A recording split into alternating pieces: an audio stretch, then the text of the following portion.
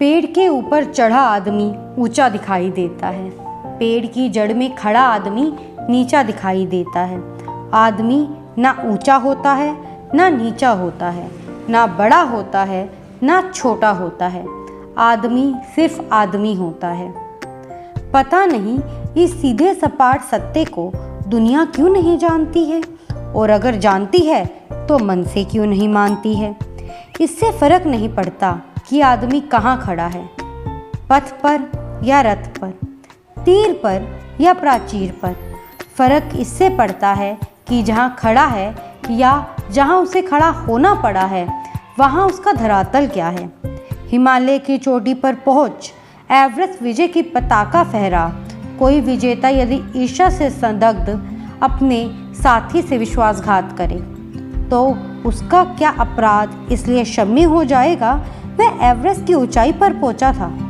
नहीं, अपराध अपराध ही रहेगा। हिमालय की सारी धवलता उस कालिमा को नहीं ढक सकती।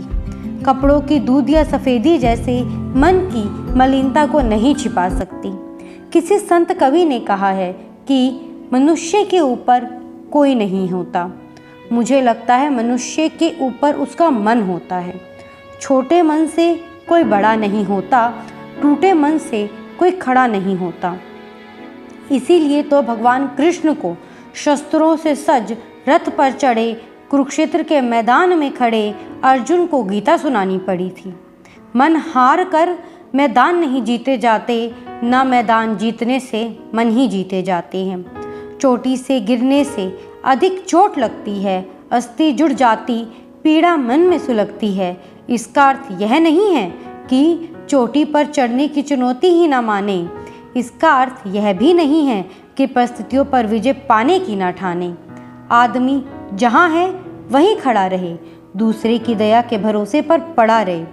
जड़ता का नाम जीवन नहीं है, पलायन पुरोगमन नहीं है। आदमी को चाहिए कि वह जूझे, परिस्थितियों से लड़े। एक स्वप्न टूटे तो दूसरा गढ़े, किंतु कितना भी ऊंचा उठे मनुष्यता के स्तर से ना गिरे, अपने धरातल को ना छोड़े, अंतर्यामी से मुंह ना मोड़े। एक पांव धरती पर रखकर ही वामन भगवान ने आकाश पताल को जीता था। धरती ही धारण करती है, कोई इस पर भार ना बने, मिथ्या अभिमान से ना तने। आदमी की पहचान उसके धन या आसन से नहीं होती, उसके मन से होती है। मन की फकीरी पर कुबेर की संपदा भी रोती है। कवि अटल बिहारी वाजपेयी।